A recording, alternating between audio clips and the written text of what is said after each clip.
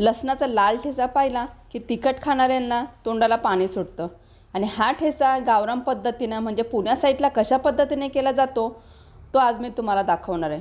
Hi friends, कल्पनाच रेसिपीमध्ये पुन्हा एकदा तुमचं स्वागत आहे। आज आपण बघणार आहे लसणाचा ठेचा, तो पण पारंपरिक पद्धतीने पाट्यावरती वाटलेला।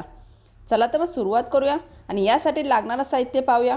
इथे मी 2 प्रकारच्या मिरच्या घेतलेल्या आहे। एक शंकेश्वरी मिरची घेतलेली, ती थोडीशी कमी तिखट असते। लसूण जो घेतलेला आहे एक मोठा बंच घेतलेला आहे आणि त्यानंतर 1 ते 1.5 चमचा मीठ घेतलेलं आहे। आणि हा जो ठेचा आहे आणखीन तिखट होण्यासाठी इथे थोडीशी मी लवंगी मिरची घेतलेली। मिरची घेताना मी काय माप घेतलेलं नाही आहे। 1 मूठ मी शंकेश्वरी मिरची घेतलेली आहे आणि त्याच्यात थोडीशी कमी लवंगी मिरची घेतलेली आहे।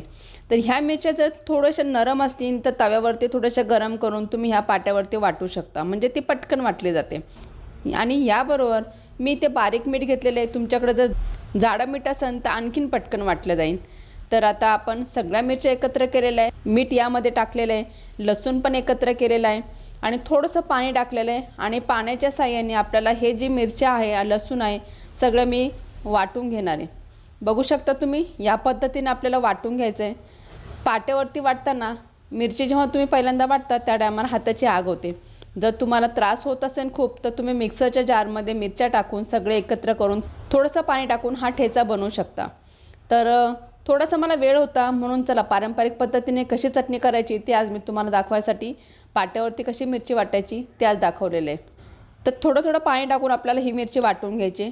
हा जो ठेचा आहे तो तुम्ही चपातीबरोबर, भाकरीबरोबर, डाळ भाताबरोबर खाऊ शकता। पण याबरोबर तुम्ही भाजीची लज्जत वाढवण्यासाठी आणखीन यातल्या थोडंसं फोडणीमध्ये जर ठेचा टाकला हा किंवा ऑमलेटमध्ये हा ठेचा टाकला आणि हा ठेचा टाकून ऑमलेट बनवलं तर खूपच छान टेस्ट येते।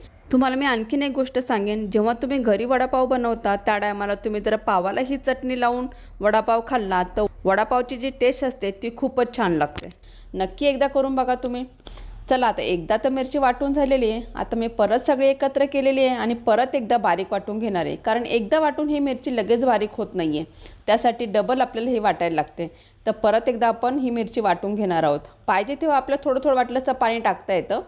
तर बघू शकता मी थोडं थोडं पाणी टाकून वाटून घेतलेलं आहे। तुम्हाला ही रेसिपी आवडली तर रेसिपीला लाईक, चॅनलला सबस्क्राईब करायला विसरू नका।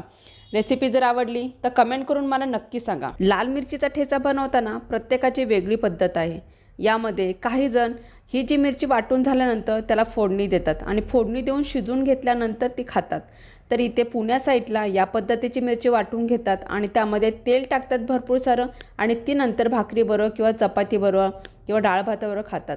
तर आता इथे आपली चटणी वाटून झालेली आहे। तुम्ही बघू शकता छान बारीक अशी लोण्यासारखी चटणी वाटून झालेली आहे। ही सगळी चटणी मी एका बाउलमध्ये काढून घेते आणि यामध्ये आपल्याला जे रेग्युलर वापरायचं तेल असतं, कोणतं पण तुम्ही जे भाजीला तेल वापरता त्यामधलं 2 ते 3 चमचा आपण ह्या चटणीमध्ये मिक्स करणार आहोत। हे जे तेल आहे ते आपल्याला चटणीमध्ये छान मिक्स करून त्यानंतर याचा आस्वाद घ्यायचा आहे।